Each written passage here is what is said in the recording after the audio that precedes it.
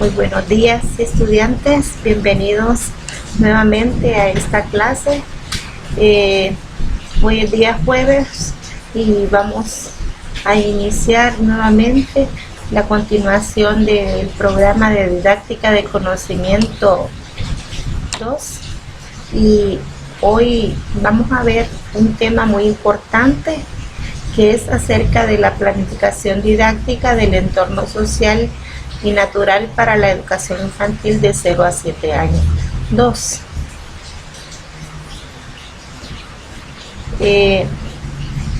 Para iniciar vamos a hablar acerca de lo que es la planificación didáctica del entorno. Podemos decir que la planificación didáctica es el nivel inicial,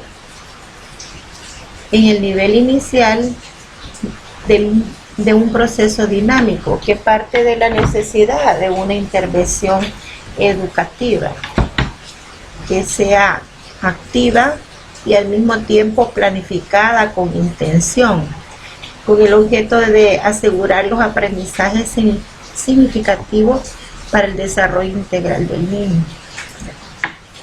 Todo docente debe de hacerse muchas preguntas para poder diseñar lo que es el plan o la planificación didáctica. ¿Qué voy a enseñar? ¿Verdad? ¿Qué voy a planificar? ¿Para qué voy a planificar? ¿Por qué voy a planificar? ¿Cuándo voy a planificar? ¿Con qué voy a planificar? Tenemos en estas interrogantes que el docente se hace, sabemos que primeramente se hace una jornalización en el cual pues el tiempo va programado a través del calendario, y además es importante apoyarse en lo que son los programas de educación inicial del nivel de parvularia. Todo estudiante de profesorado de educación inicial debe tener lo que son esos programas, ¿verdad? En otras ocasiones nosotros los descargamos y ya ustedes lo tienen. Luego pues, hablando siempre de la planificación, se debe de considerar los elementos básicos, como son el niño en su desarrollo y su aprendizaje. También se debe tomar en cuenta el contexto educativo donde este niño se desenvuelve, el entorno familiar y comunitario del niño. De estos elementos se derivan la planificación de la educación inicial, es decir, las estrategias formales y también no convencionales, y la planificación del docente, las cuales se pueden realizar a través de los planes y proyectos.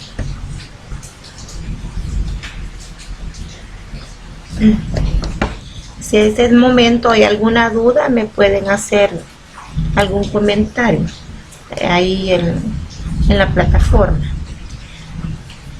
Ahora bien, en la planificación de la institución vamos a explicar un poco y qué es la planificación de una institución. Pues es un proceso que se desarrolla anualmente para guiar al logro de los objetivos propuestos en la programación de la institución. Contempla también los detalles para la ejecución de acciones concretas, de manera de actuar sobre una situación o un problema determinado. Es decir, que para formular planes y proyectos institucionales hay que considerar sus características, prioridades que le dan consistencia y pertinencia al proceso de planificar. a la ejecución derivada de la misma. También se consta con las características, y es de que también debe ser integral, significativa, que el plan o proyecto debe conjugar también con intereses que la institución necesite, ya sea del plantel o ambiente no convencional, o de las personas que van a ejecutar las actividades, es decir, los maestros, directivos, adultos significativos, voluntarios, miembros de la comunidad, etc. Y de los beneficiarios también, podemos hablar que los más beneficiados son los niños y las familias, ¿verdad? También se dice que la planificación tiene otro elemento muy importante, que debe ser participativa, ya que se debe involucrar en el proceso en la planificación a todos los integrantes de la institución, así como a las familias de los niños y representantes de la comunidad local. También debe ser flexible, ya que facilita su adecuación a situaciones, circunstancias que subsisten durante la ejecución de acuerdo a los objetivos planteados. Para ello se requiere fijar metas realistas, seleccionar varias alternativas de acción y establecer un sistema de seguimiento y evaluación durante el desarrollo del plan o proyecto.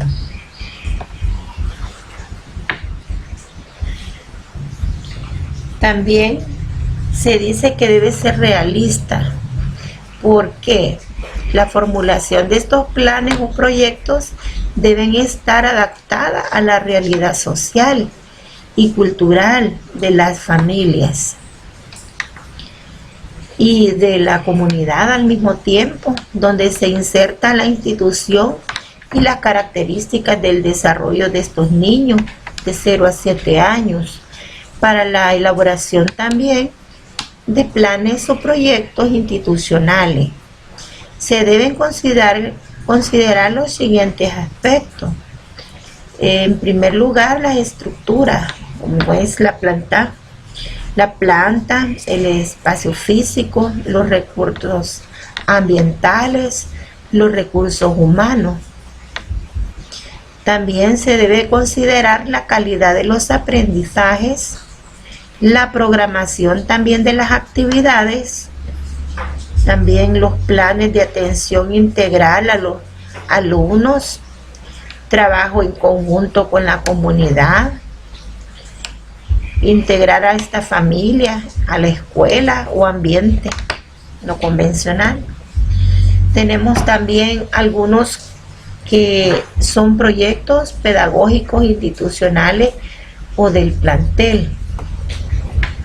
En la educación inicial, el proyecto pedagógico del plantel o institucional se expresa a través del preescolar integral de calidad, el cual promueve redes de atención a los niños menores de 6 años y sus familias. También se dirigen sus acciones hacia el mejoramiento de la calidad y el aumento y cobertura. Se hace también énfasis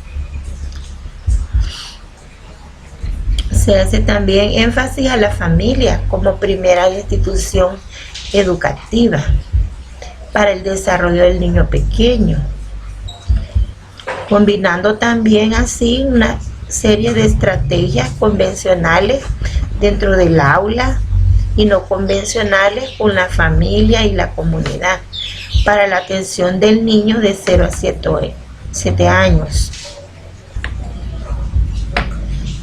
Incluye también acciones planificadas en forma colectiva, fortalece aciertos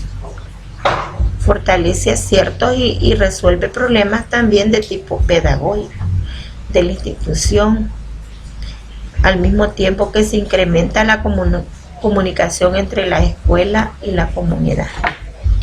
Bueno, hasta aquí vamos a explicar un poco acerca de los planes, ¿verdad? Sabemos que los planes, tenemos lo que es dentro de la escuela, ¿verdad? Se hacen planes y proyectos. Uno de los planes es el Plan Escolar Anual, llamado PEA, Plan Escolar Anual, en el cual pues se hace la planificación en conjunto con todos los docentes, ¿verdad? Y primeramente se elabora un diagnóstico, conociéndole el director el diagnóstico de las necesidades de todos los grados, de todos lo que son los alumnos, ¿verdad? El diagnóstico también de los estudiantes, de los docentes y de los padres. Así también reunido todos los que son los aspectos tanto económicos, ¿verdad? Y social, psicológico. Es importante llevar a cabo esta planificación, tomando en cuenta también las necesidades de todo tipo, ¿verdad? Las necesidades como son los recursos materiales, la infraestructura, y también necesidades pedagógicas como de capacitación para los docentes, porque sabemos que los docentes deben de estar cada día deben de estar actualizándose con nuevas estrategias, con nuevos, ¿verdad? Técnicas y métodos para poder desarrollar su trabajo. Y también es importante también que los padres también reciban asesoramiento a través de lo que son las asambleas y reuniones, concientizándolos, haciéndole una sensibilización a los padres para que ellos se interesen por la educación de sus niños, ¿verdad? Entonces los planes sirven para todo esto, ¿verdad? Y dentro de ellos también van programaciones de actividades. Estas actividades son de tipo curricular, lo que tiene el calendario escolar. Sabemos que nosotros trabajamos con un calendario escolar de 200 días del año, ¿verdad?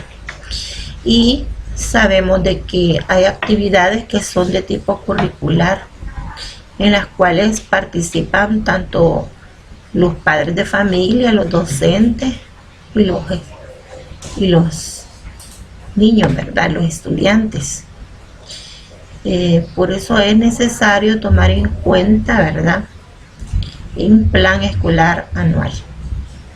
Ahora bien, cuando ya hablamos de proyectos, son proyectos que se van a ejecutar dentro de un periodo de tiempo. Puede ser de 2 a 3 meses, y según cómo sea el proyecto, ¿verdad?, así será pues ese tiempo para cuánto se va a desarrollar, cuándo se va a desarrollar, cómo se va a desarrollar, etcétera, ¿verdad? Y la mayoría de proyectos sirven para mejorar la calidad de la enseñanza. También los proyectos sirven para motivar a los niños, a los padres, para que haya también una convivencia ciudadana. Tenemos los proyectos que son de convivencia, que son muy importantes porque es necesario que también haya una integración entre los padres, maestros y alumnos, ¿verdad? Y el beneficiado sabemos que siempre son los mismos niños. Entre los proyectos podemos hacer proyectos de de las mañanitas recreativas, podemos hacer proyectos culturales en donde participen los niños, ¿verdad? Expresando sus habilidades, ¿verdad? Dándolas a conocer, y sabemos que ellos se están formando integralmente, ¿verdad? Bueno, más adelante vamos a seguir hablando sobre estos proyectos. La planificación del docente se desarrolla a través de planes y proyectos de aula o ambiente, como les decía, no convencionales, y ambos se consideran. El diagnóstico de necesidades, como yo les explicaba, primeramente se debe hacer un diagnóstico de las necesidades, intereses y niveles del desarrollo de los niños como producto de la evaluación y del seguimiento a los procesos que vive el niño. Luego tenemos los diferentes momentos de la jornada diaria dentro y fuera del aula, en el ambiente familiar y comunitario. También el espacio físico y los recursos didácticos, ¿verdad? Las estrategias y actividades que promueve el docente. Por ejemplo, en el espacio físico y recursos didácticos sabemos que los docentes necesitan, ¿verdad?, de material de apoyo, necesitan libros, necesitan muchos insumos para desarrollar su trabajo. Dentro de estas, pues apoyarán o fortalecerán las actividades y las estrategias que este mismo docente promueva. También tenemos dentro de la planificación las experiencias o actividades significativas que vivencia el niño y que le permitirán avanzar en su desarrollo y su aprendizaje, previstas para todo el grupo, pequeños grupos y niños individualmente.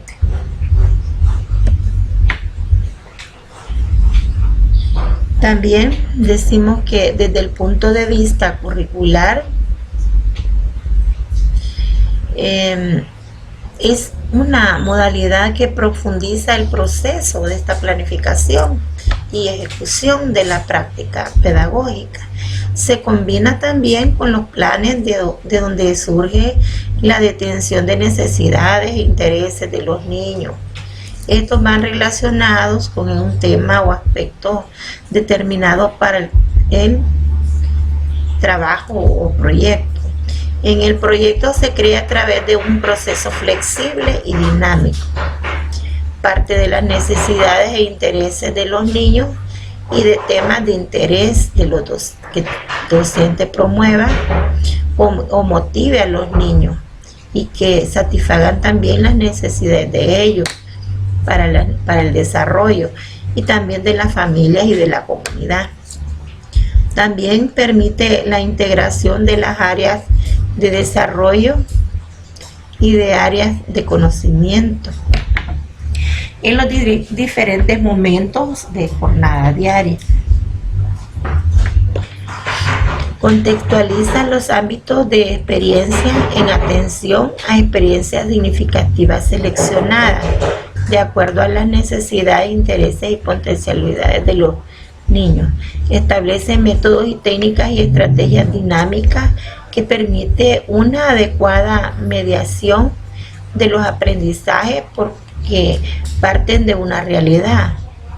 Permite una evaluación compartida de lo planificado con relación al proceso y a los resultados. A la vez, también facilita su redefinición,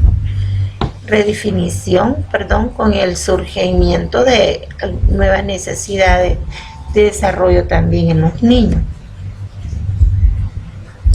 Ahora bien, cuando hablemos de este proyecto pedagógico de aula o de ambiente no convencional, vamos a decir que es un instrumento de planificación de los aprendizajes con un enfoque de globalización. Permite al maestro en el momento de actuar en el ámbito escolar, familiar y comunitario. Contar con un propósito general en un marco pedagógico dirigido a la integridad y globalidad del desarrollo infantil.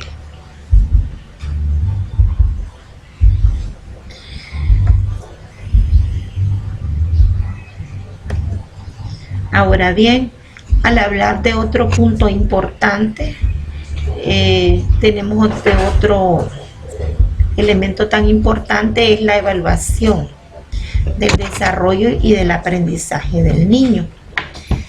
El conocimiento del niño se logra a través de una evaluación de su desarrollo y de su aprendizaje. Esta se integra a la planificación en un solo proceso. También decimos que los planes y proyectos son productos de la evaluación sistemática y permanente de lo que ocurre en determinado periodo de tiempo. La evaluación debe considerarse como un elemento más del proceso educativo. Es el principal instrumento del educador para tomar decisiones curriculares. La evaluación suministra también información, tanto en lo que se refiere a la marcha general del proyecto educativo institucional, como en el desempeño del maestro y al proceso de desarrollo de cada niño en el preescolar. Un gran paso para mejorar la intervención educativa es sistematizar el proceso evolutivo y hacer de él un instrumento imprescindible en la práctica pedagógica del nivel 15. Por ejemplo, nosotros primeramente tenemos que pasar una evaluación a estos niños, ¿verdad? Y eso está relacionado con el desarrollo. También, yo lo que hago es que hago una historia anémesis, una historia desde que el niño nace, ¿verdad? Y desde que nació y cómo ha sido su desarrollo. Se le hace la entrevista al padre de familia, ¿verdad? Y cuando hay datos que son importantes, imagínense este niño, tal vez prematuro, nació antes del tiempo y no nació pues en el tiempo estipulado, podemos decir que puede tener alguna dificultad en su desarrollo. Así también los niños que pues podemos decir que la madre sufrió enfermedades durante el embarazo. Todo eso es importante anotarlo, ¿verdad? Como docente, para tomar en cuenta, ¿verdad? Y observar al niño si hay alguna dificultad. Hay niños que posiblemente todavía no desarrollan lo que es su habla, ¿verdad? Su expresión oral, y algunos no siguen instrucciones. Pues ahí el docente tiene que tomar muy en cuenta todos esos aspectos. Como les decía, la evaluación suministra información tanto en lo que se refiere a la marcha general, sí, del proyecto educativo institucional, como el desempeño del maestro y en el proceso de desarrollo de cada niño preescolar. Un gran paso para mejorar la intervención educativa es sistematizar el proceso evolutivo y hacer de él un instrumento imprescindible en la práctica pedagógica del nivel inicial. Tenemos algunas características de la evaluación preventiva.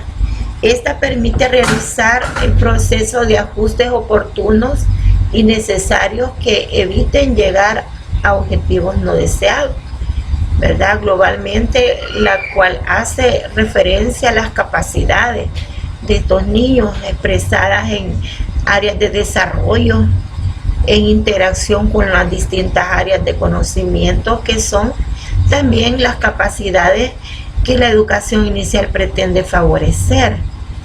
La evaluación de los aprendizajes de los niños está siempre dirigida a constatar esos avances, de forma que se efectúe un seguimiento de todas las capacidades en forma global. Continua y sistemática. Podemos decir que esta característica, que es continua y sistemática, significa que a lo largo de todo el proceso educativo se establecen medidas para recoger información sobre cómo se está llevando el desarrollo y el aprendizaje de los niños. Formativa o de procesos. Le da énfasis, en este caso formativa y de procesos, le da énfasis al proceso más que al producto. Se evalúan los procesos que va logrando el niño con las experiencias significativas para tomar decisiones dirigidas al mejoramiento del proceso educativo, ajustarlo progresivamente para ir adecuando a los aprendizajes de los alumnos a sus posibilidades o a sus necesidades.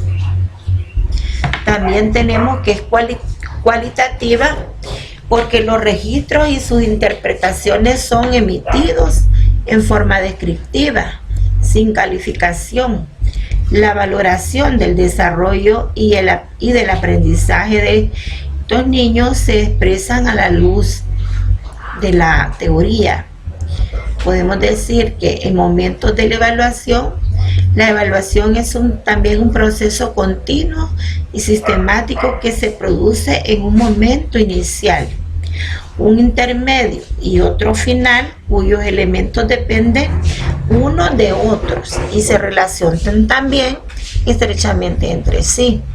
Por ejemplo, la evaluación final permite realizar una evaluación inicial para que el niño adquiera un nuevo aprendizaje.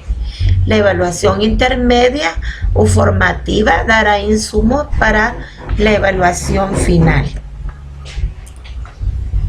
Tenemos algunas técnicas para obtener información. Fíjese que es importante esta técnica, ya que pues la ponemos en práctica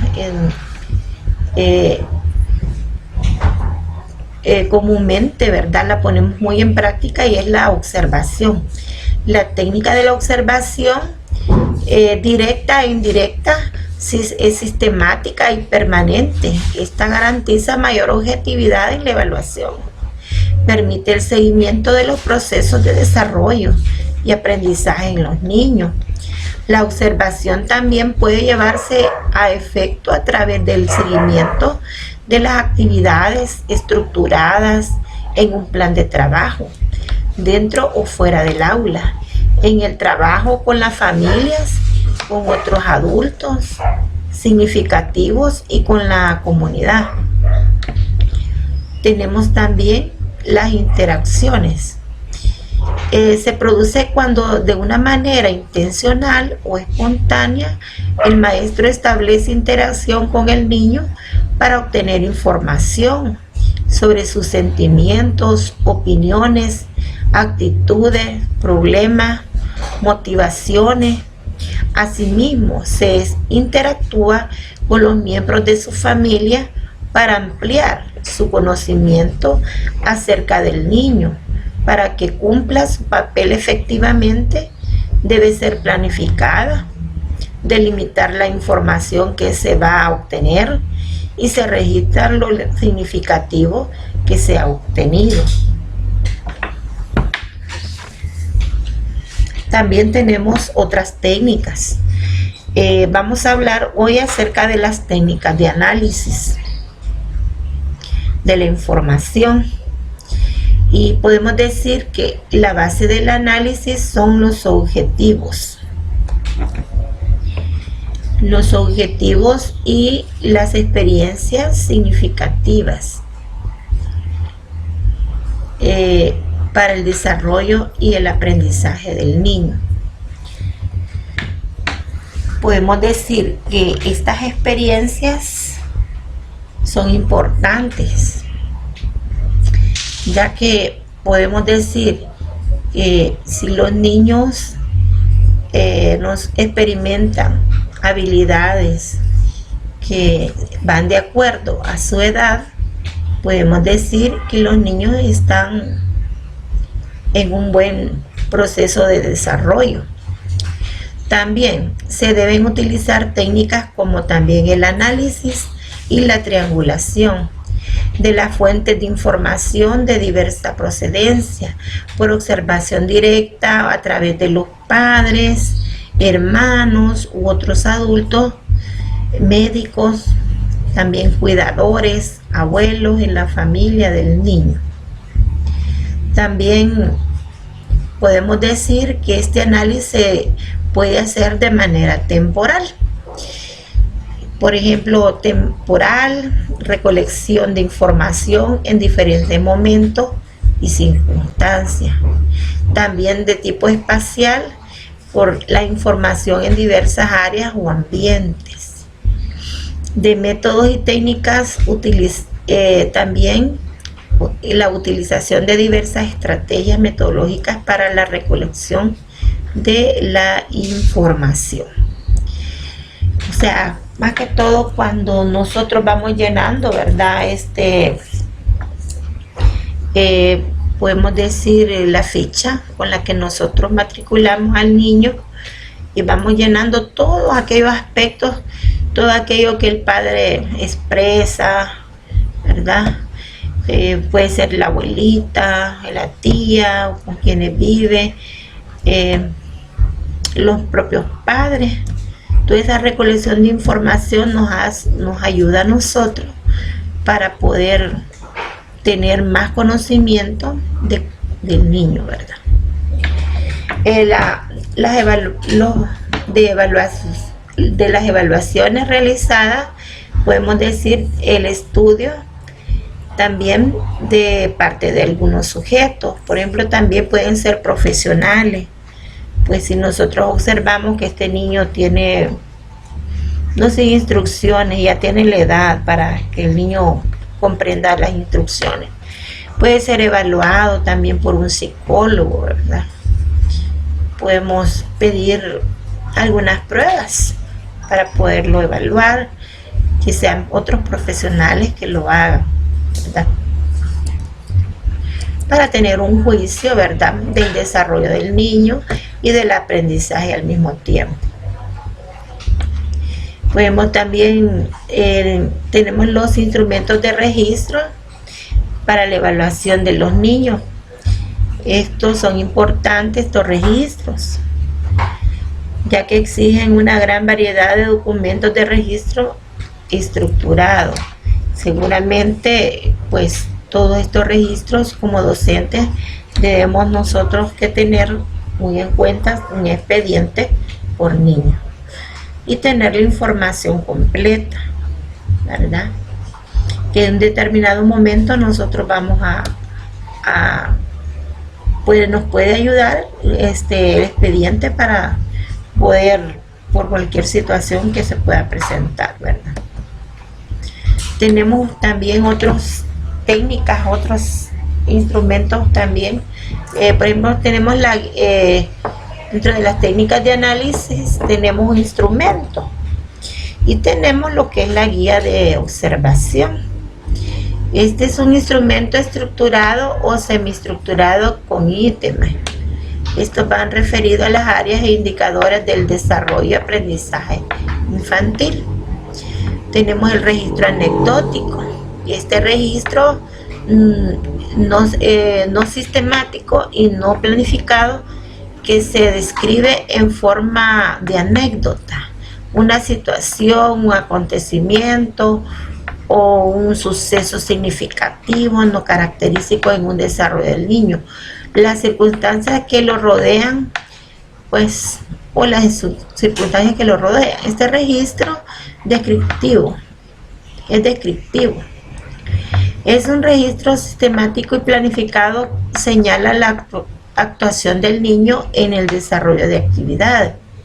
El maestro decide con anterioridad, de acuerdo a su planificación, en qué momento, en qué área va a observar e interactuar con el niño para obtener esta información relevante. Estamos hablando de los registros anecdóticos, ¿verdad? Lo podemos hacer de manera descriptiva, ¿verdad? Lo podemos hacer como, o sea, la persona cuando nosotros recolectamos esta información, algunos lo cuentan como forma de anécdota, ¿verdad?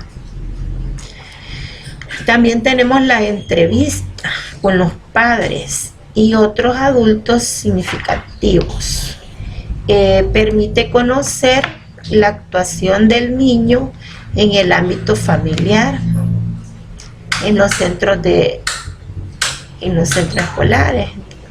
Podemos decir que el cuidado que tiene el padre para con el niño, la interacción con los actores de su misma comunidad, así como también el estado de salud del niño y también de su grupo familiar, los hábitos, los patrones de crianza, etc. Tenemos también la ficha o registro acumulativo. Este es otro instrumento. Y dice que en él se integran los distintos documentos personales de cada niño.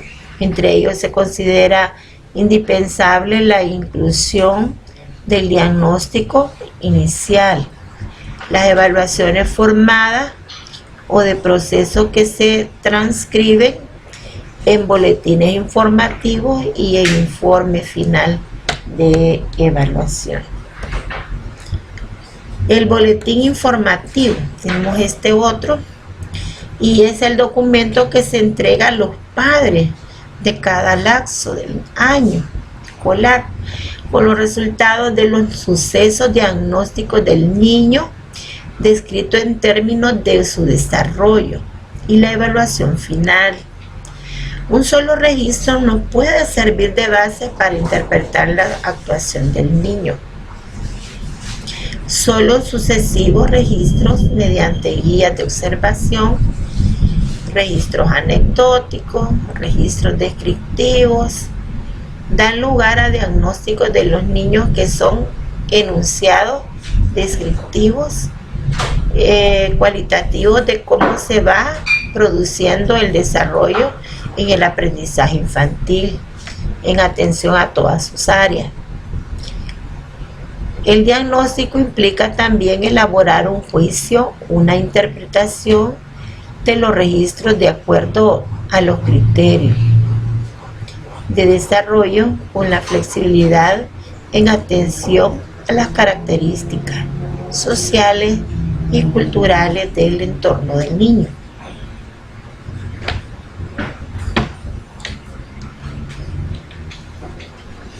Bueno, hasta acá hemos hablado acerca de las técnicas de la observación. Las técnicas de la observación, la técnica de la observación tiene todos estos instrumentos que acabamos de explicar, ¿verdad? Que acabamos de informarnos, ¿verdad? Acerca de él, de estas técnicas. La observación, si usted ve, para observar, para tomar en cuenta estas técnicas también se auxilian de algunos instrumentos. Hablamos de la guía de observación, hablamos también del registro anecdótico. Y ese se lleva a diario, fíjense, a diario se lleva ese registro anecdótico. Tenemos también la entrevista. Ya esta es solamente cuando programamos, por ejemplo, una cita con el padre de familia por una situación que nos interesa saber y entrevistarlo, ¿verdad? Pueda que el niño también tenga algunas dificultades y se necesita entrevistar al papá para saber qué de situaciones pasaron, ¿verdad?, en sus primeros años, en sus primeros meses de vida, puede ser años de vida, y que quizás nosotros desconozcamos, ¿verdad? Tenemos también la ficha o registro acumulativo. Ahí más que todo es documental, todo, si los niños lo llevaron a un especialista y tiene la constancia médica, todas esas constancias médicas, por lo que, imagínense, el niño esté tomando un medicamento. Se da el caso a veces que hay niños que tienen problemas de atención, ¿verdad?, e hiperactividad. Entonces hay niños que podría estar también con tratamientos y nosotros en el aula no sabemos, porque el niño, ¿verdad?, parece un terremoto que anda y no se puede controlar su cuerpo, no puede controlarse a sí mismo, no tiene autocontrol de sus movimientos, ¿verdad?, de su esquema corporal. Pues un niño que se mantiene totalmente inquieto, y quizás nosotros desconocemos pues qué está pasando con el niño, y posiblemente ya con la entrevista de la mamá nos va a decir, ¿verdad?, que este niño pues está en tratamiento, ¿verdad?, por un déficit de atención e hiperactividad. Pero lo dice la constancia médica. Nosotros no podemos decir eso como docente, tenemos que tener una referencia, ¿verdad?, de un doctor. Eso se puede registrar en la ficha registro, ¿verdad? Ya el registro anecdótico, como le dice ahí, no es tan formal, ¿verdad? Ahí es cuando llegue el padre, ¿verdad?, y pues cuenta alguna anécdota, ¿verdad?, una circunstancia que pasó con el niño en el hogar y que nosotros consideramos algo importante, lo anotamos.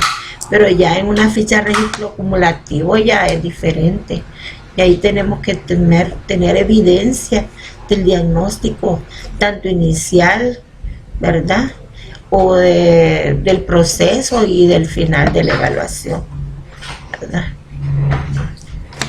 Y puede ser también el que nosotros hacemos con el niño, ¿verdad?, cuando lo evaluamos, y registrando todo eso.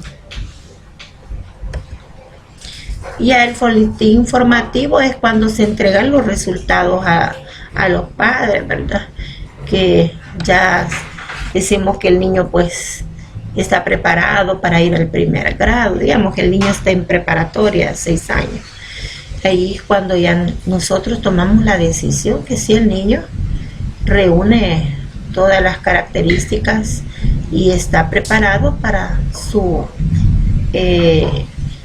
educación básica, ¿verdad?, primer grado.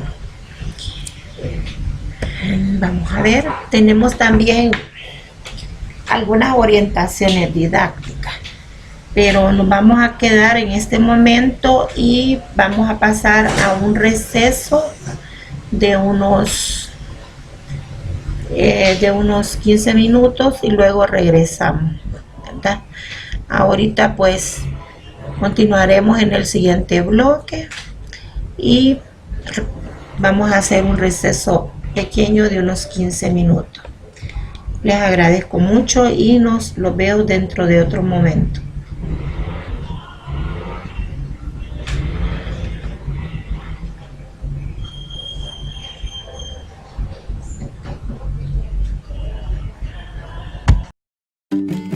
¿Qué es la planeación didáctica? Constituye el eslabón entre lo que se declara en el plan y programa de estudios y su concreción en el aula. Debe concebirse como una condición sine qua non. Se lograrán los aprendizajes que los estudiantes deben llevarse al término de cada nivel educativo. Es una ruta guía del docente para desempeñar con eficiencia su función, bajo la óptica de que es un proceso que debe estar bajo innovación permanente en correspondencia con las características de los grupos que atiende. La planeación didáctica es un recurso que el docente utiliza para organizar y jerarquizar los temas y actividades a desarrollar en su asignatura, es decir, que para qué y cómo se va a enseñar y evaluar, considerando el tiempo y espacio, así como los materiales de apoyo para el aprendizaje bajo un enfoque constructivista. También constituye la programación que deberá hacer para trabajar los contenidos centrales y específicos con la finalidad de facilitar el logro de los aprendizajes esperados y la elaboración de los productos de aprendizaje para la construcción de conocimientos, habilidades y actitudes en los estudiantes. ¿Qué elementos requiero para establecer mi planeación didáctica? A. Identificar la asignatura que impartirás y conocer el programa de estudios vigente. B.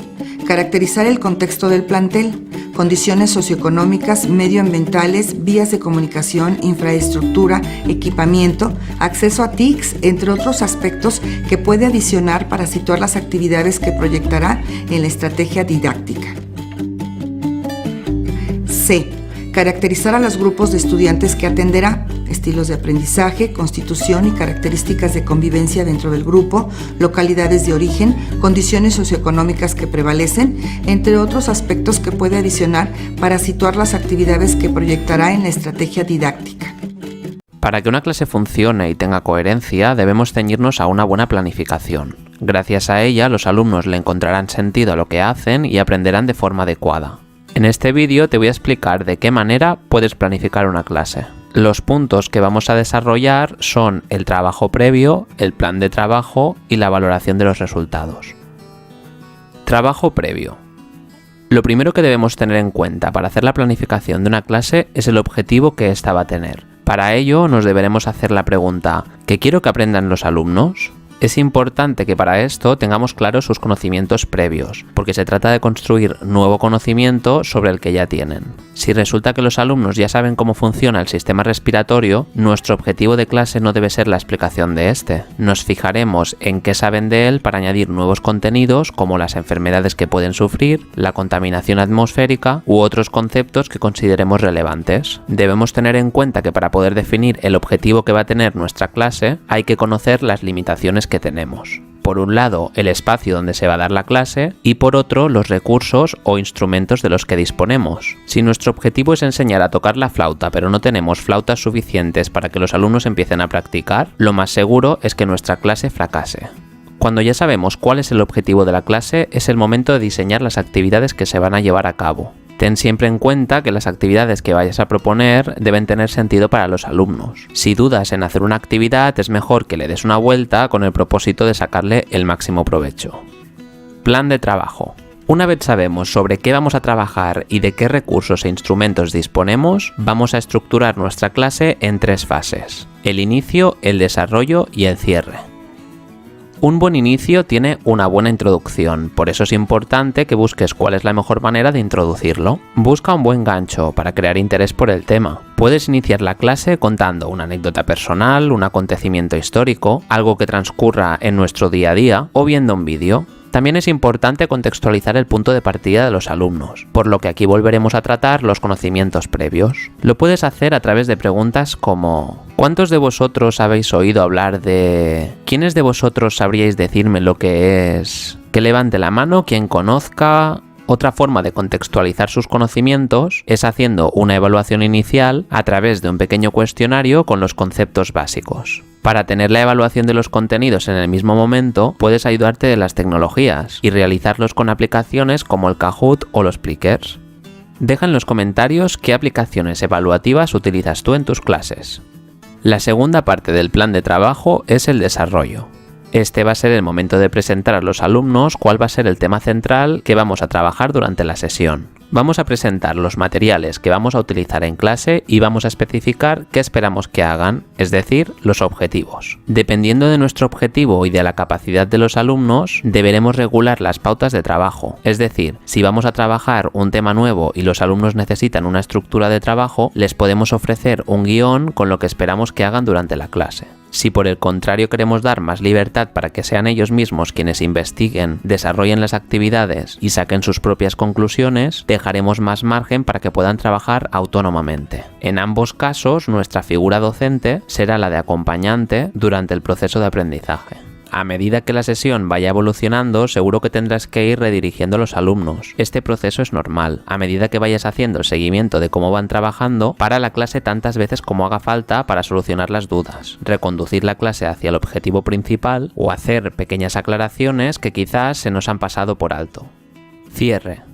Esta es la fase más importante, y aunque desgraciadamente no siempre tengamos tiempo para hacer un buen cierre, debemos reservar unos minutos para hablar sobre lo que hemos trabajado. En esta fase haremos un resumen de las ideas más importantes. Si hemos trabajado en grupos, podemos escoger a un miembro de cada grupo para que haga una reflexión final. En ella podemos destacar cosas como la manera en la que han trabajado, cómo se han distribuido las tareas, qué han elaborado o su grado de satisfacción con las actividades. Esta reflexión también la podemos hacer a modo de debate con el gran grupo. Esta fase va a ser muy importante porque con ella podremos evaluar si se han cumplido los objetivos que nos habíamos propuesto para la sesión y al resumir las ideas relevantes del tema trabajado, ayudaremos a reforzar los esquemas de conocimiento de los alumnos. También podemos aprovechar para dar una pequeña pincelada de lo que trabajaremos en la siguiente clase y así nos será más fácil conectar una sesión con la otra.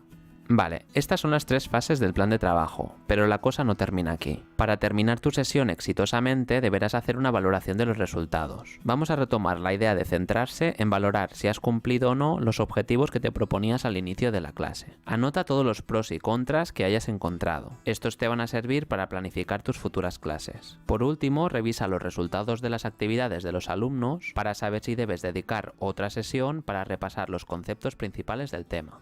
Y hasta aquí los principales pasos para la planificación de una clase. Si eres nuevo en el canal, no olvides suscribirte, darle a like al vídeo y dejar un comentario aportando ideas nuevas. Nos vemos muy pronto.